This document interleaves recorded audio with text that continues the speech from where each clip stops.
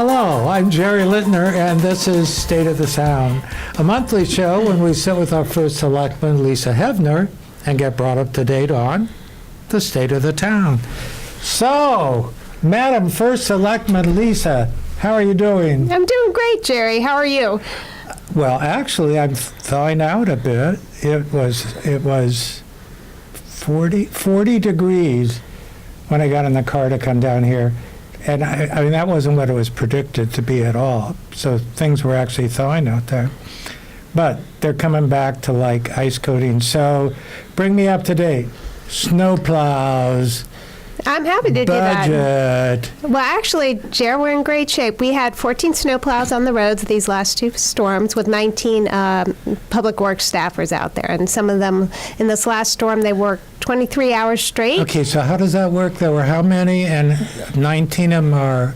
Well, some of them do the sidewalks and shoveling, and some of them... But then, like, some of them are on contract, they're not town people? No, they're all those were town employees. Yeah, oh, okay, yeah, right. Yep, so 14 plow trucks So how's out. your back? How was that shoveling? You know, it was tough, but we got through it. Yeah, well, I noticed you. I thought the spot you had, the one right in front of the fire department here on Hob Meadow, you did a great job. Well, thank you. I mean, getting all the snow out of those cracks in the bricks, you must have been down there with your fingernails. No, truthfully, I mean, it was a big job for Public yeah. Works, and they did a great job. They worked long, hard hours, and we're very proud of them. I just want to remind residents that if you live in an area near a fire hydrant, if you could please go out and help our fire department shovel those. So if there is an emergency, our emergency response trucks can get to them. Okay, see, I had this issue with Lisa. She's too nice. Let me say it in another way. You are required to get your fire plug clear within like seconds after the storm stops. And I have a question, which is not local. It's like federal, I guess.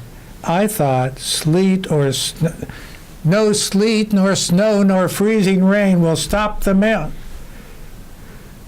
If it's snowing, our mail person doesn't deliver. Now, I know that's out of your bailiwick. I should probably call the president and ask him about that. You could do that, or you could call your local post office. Huh, right. Have you ever tried that one? Mine's in Weetag, and they answer the phones, and they're lovely. Oh, yeah. West Simsbury is too. Oh, good. On the other hand, I bet a lot of town mail goes out across the street. They have switched postmasters or mistresses. It must be like a carousel. They jump on, they jump off, they jump on, they jump off. But we've got to keep them here in town. We can't let them build a bigger place someplace else. Well, I haven't heard of any plans for that. And as you know, the post office is not under town purview. Well, see, that's because you're young. You know, us old timers, number of times, they were going to pull it out of the center of town. That's when they were still a viable entity and weren't so terribly in debt. Yeah. So speaking of that, with the great job the snow plowers have done, how are we doing on our snow budget? Well, you know, I just talked with Tom Roy 2 days ago and asked him that exact question. He said we're still on target. We're hoping that the weather stays agreeable because with a lot of major storms we'll run into some concerns.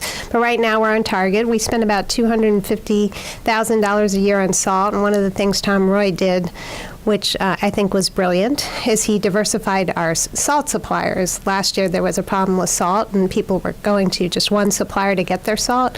Now we're in a situation if one supplier has a problem with salt, we also get our salt from 3 others. So we have diversified little leverage. But it puts us in great shape. Like Putin. That's what. Not like Putin. Yeah, come on. We can use a little Putin in town. A little Putin.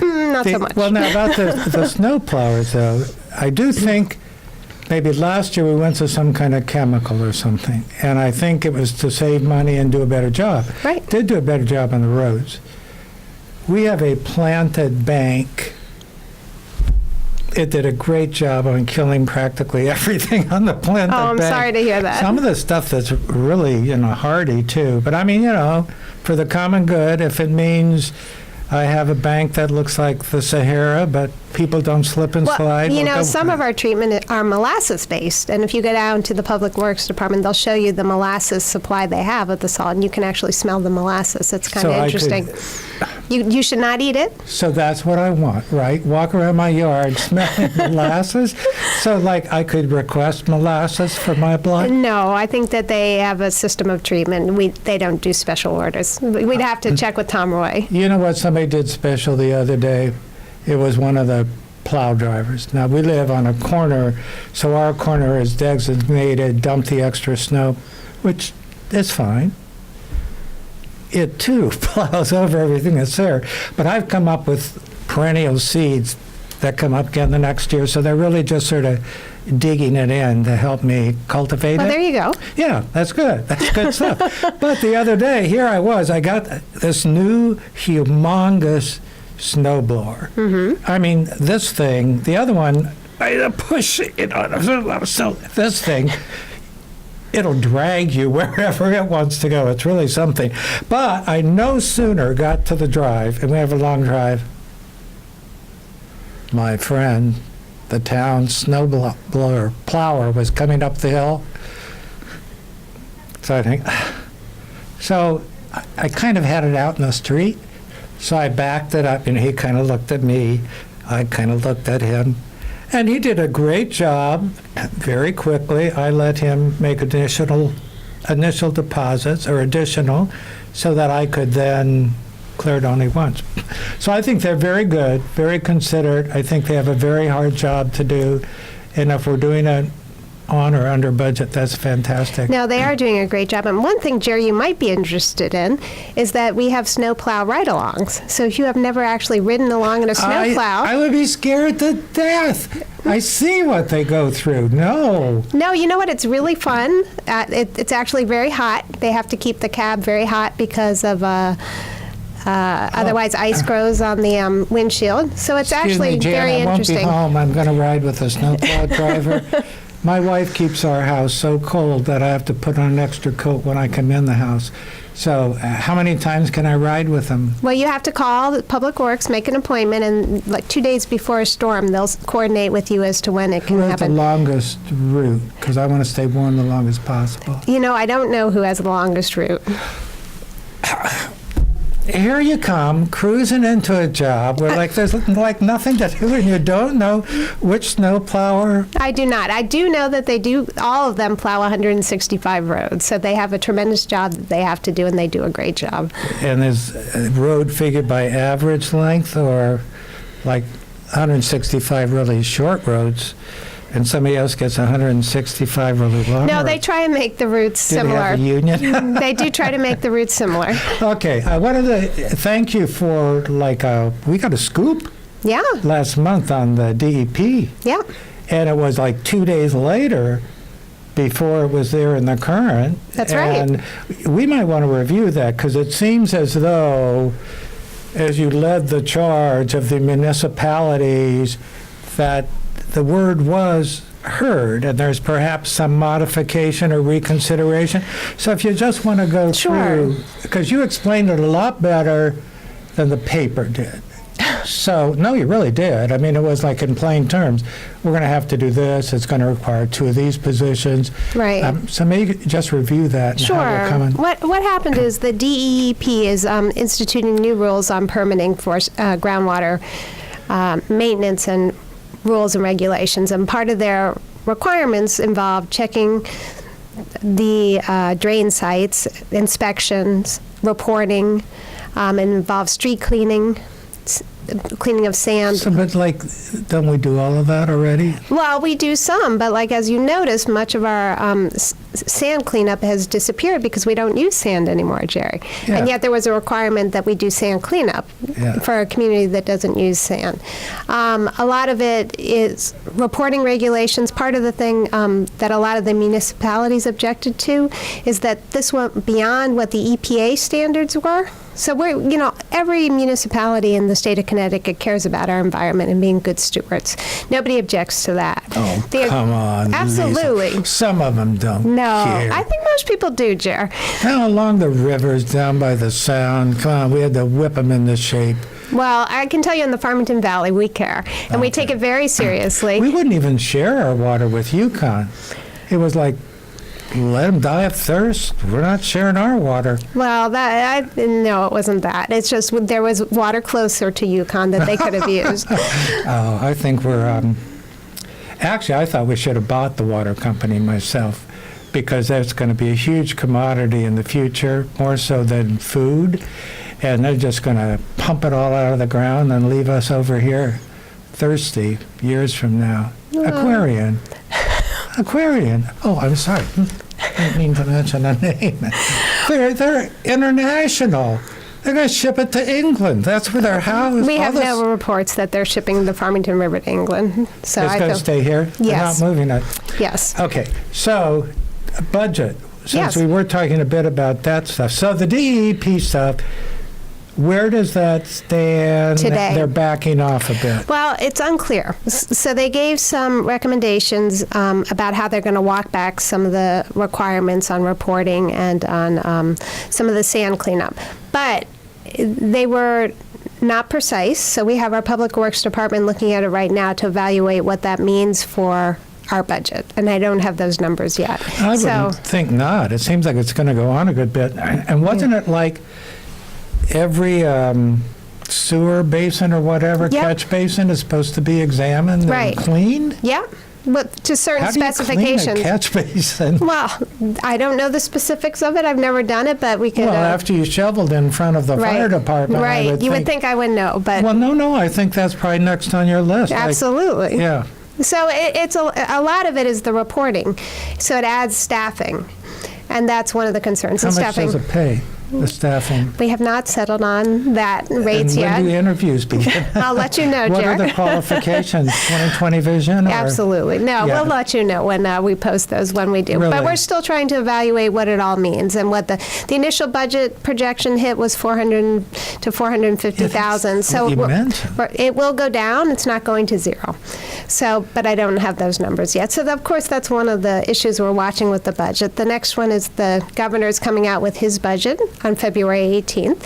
Unless it's going to go to the towns. And, well, that's the indication he has given, that this will be the first time that the towns will receive less. We know from our state representatives, John Hampton and Kevin Whitgoes, that they're going to be advocating to hold municipalities harmless, because if the state gives less to the towns, that means the town has to recover that cost. Right. And anytime the town taxes, it's a regressive tax. And by that I mean it doesn't care about how much money you're earning, whether you're a senior on a fixed income.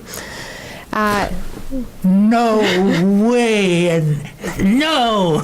Well, And vets. What about us vets? and veterans, right? That's it doesn't. regressive. Stop it. It is. It's a regressive tax, and so that's a concern to us. So it's not when the governor says no tax increase. The question is, will he be transferring his tax increase to the towns to raise their He taxes? wouldn't do that. I hope not. Yeah, but I hope not. okay.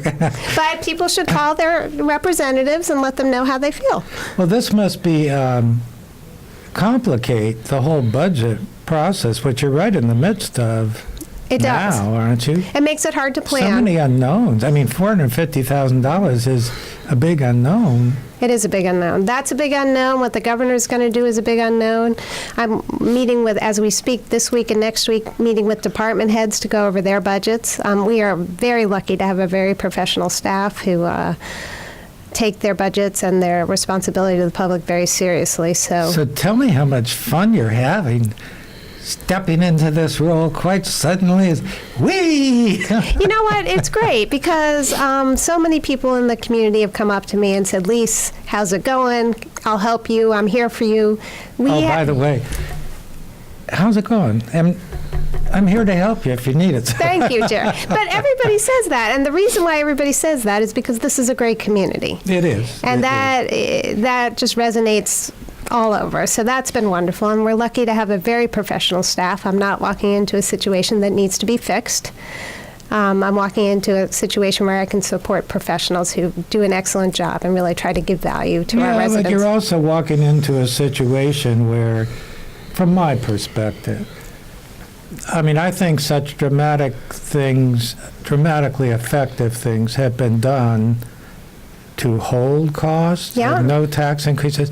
At some point, that's not sustainable. And in my opinion, and with some of these other burdens coming along, the buck stops with the first selectman. So I wish you well. If there's anything I can do to help, other than give up my veteran status or my senior status, both of which I work very, very hard to earn. Speaking of seniors,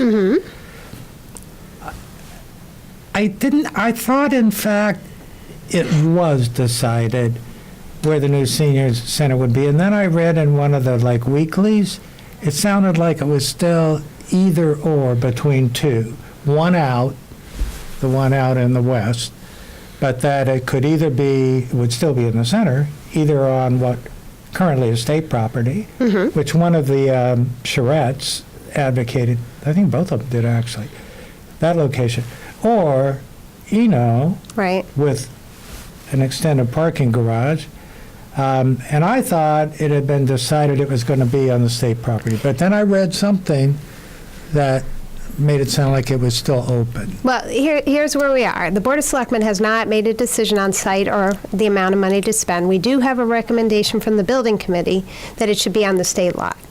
So what we did last week is we hold, at our Board of Selectmen meeting, I asked staff to present all the information they know.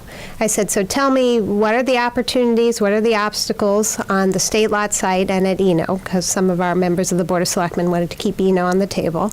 And then what are our knowns and unknowns? And so that we could have a discussion about all the information we have up to this point. And then I asked for Board of Selectmen members to let me know if there's any other information they needed to make a decision. Right now, in our capital budget for our next year, fiscal year 16, we have it budgeted to begin bonding for the senior center, so I need to know how to budget for that. So how do seniors bond? Isn't that at that lunch every Wednesday? Yeah, there's that kind of bonding, and then we go out to bond for construction, right? So as I'm starting to craft my capital budget to present to the Board of Selectmen, so I do need to have a decision from the board as to what they want to do in terms of pursuing the senior center. And right now, there are two major things. We have the recommendation from the building to do it on the state lot, which is the lot behind the Bank of America. Yeah. Mm-hmm. And I want to thank Linda Schofield, John Hampton, Hiram Peck, who worked to negotiate with the state for the opportunity for the town to purchase that from the state. It's very hard to do, but we do have an option to purchase that.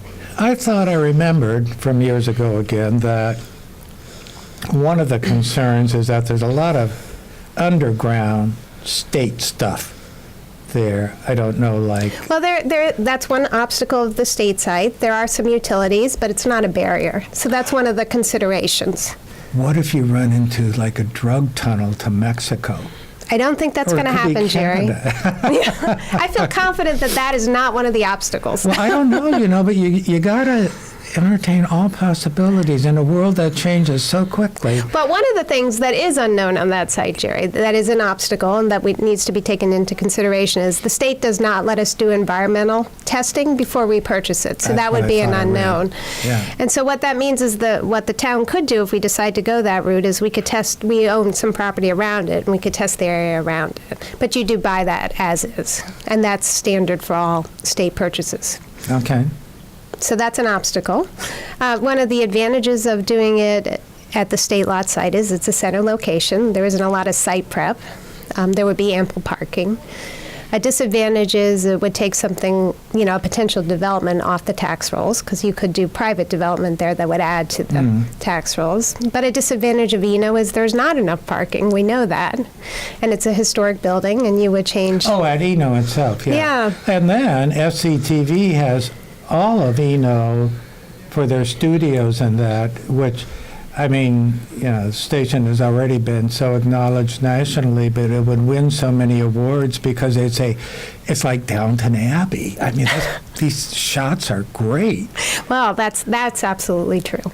Okay, good. Congratulations to SCTV. You guys hear that? It is like Downton Abbey. People say that all the time. Yes. So, other than what we had hit on or have hit on so far today, I know that out of this office, there is stuff, the pace is just incredible, and it comes at you from so many directions. It does. And I don't know, like one of them comes to mind, the regional role. I know Mary gave a lot of time to that, which benefited all. I know when we talked last week about the sewers and everything, that it was because of your being involved in the regional stuff. Why don't you share with us, what are the unexpecteds when you came into the office that, maybe pull you in different directions than you anticipated? What do you hate doing? What's your very favorite? I haven't found anything I hate. And Oh, gee. sorry. Oh, there's got to be something you just can't stand. I see that picture of your family over there, and I know some of these nights you go in at like midnight. I hate something. No. Actually, the thing We is, got to toughen you up. yeah, Little I hate's guess, good. yeah, maybe I need a little hate. I don't have it yet. Okay. So far, thankfully, I had the opportunity to work with Mary for many, many years. Yep. So I was very familiar with the issues and the way the town runs. So I wasn't surprised or shocked walking in. I yeah. had a good sense of what Mary had done and what I should expect when I got here. So that hasn't been surprising. The biggest challenge has been time management, because so many people want to come in and meet with you, and that's a wonderful thing, but it's also a challenge. Yeah, okay. Now, do we still have the Monday night, like, late? I know it. Yeah. Later. But is that still designed for people to come in and Sure, people can bother come you? in. Well, people can come in anytime. I did hold an open house on the 26th when we had the snowstorm, so I will have to schedule another one. But people should always feel like they can call me and make an appointment anytime. I'm happy to sit down with anyone. Okay. Big Y, sounds like the sale is finally complete, and that will take place. And Dorset Crossing, my lord, it's just immense. Yeah, well, they're starting that. I think it's important for the public to give feedback. What do you think? Okay, well, Yeah. it's huge, Dorset Crossing, which doesn't bother me. It's well located, that it's certainly not offensive. And actually, with there being more buildings kind of walking up the hill in the back, Right. aesthetically, it looks more appealing than it had. At first, I thought that besides the unit that was there, it was then going to be MS housing. There is some MS housing there. It's know. very unique in the whole New England corridor, so we're very proud of that. But then I heard that, and then I saw all of these buildings going up, and I, woo. Well, it's That's not a lot all of MS. people. No, it's not. That's Right, what I right, understood. yeah. So, and then initially, way back in the plan, I had understood that way at the back, there was going to be like large private homes, that it sort of progressively went from, well priced for young individuals or smaller families, and then as people were of I'm not sure of the status of that, Jerry. I haven't think seen it that. changed. Yeah. They're all really expensive. Oh, no, they're all like really well priced. Well, the idea is you want to have living options for people who are moving into the area, recently graduated, and you also want to have housing options for empty nesters. So you want opportunities for people to begin in a community and to empty nest in a community. So that's, I think, some of the thinking there. Talking about empty nests, and I may have misunderstood this, I forget where I heard it, that we have so much open space that's a fragment here, a fragment there, and there has to be consideration to the maintenance of this, Sure. like for safety or whatever, that perhaps some of that would not be open space anymore, that it might be available for purchase. Well, I think that's a little premature. What we don't have and what we need, sorry, Chair, is we're looking into a policy on open space stewardship, management, and sales. And there's a lot of legal constraints on that, as well there should be. If someone donates land for open space, you want to be guaranteed that it will stay that way. So there are considerations, and we're looking into policies on that, but you're right. Okay. So, well, because I thought,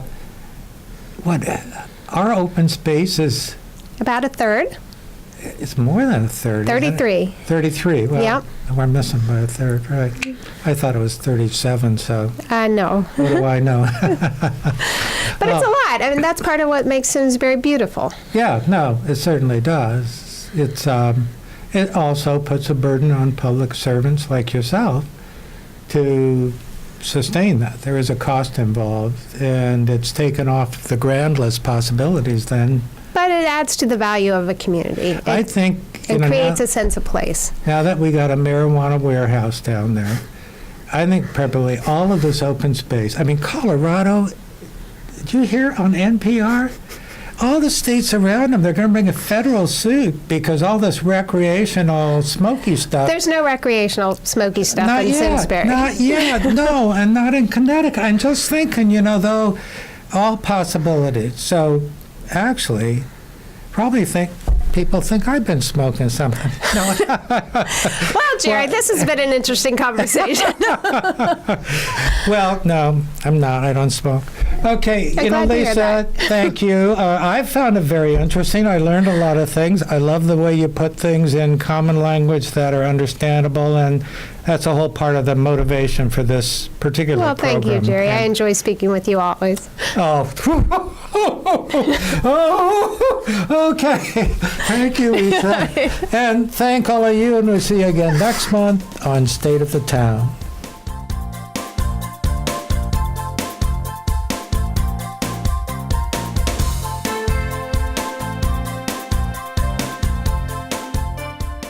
Funding for Simsbury Community Television is provided in part by contributions from viewers like you. Thank you.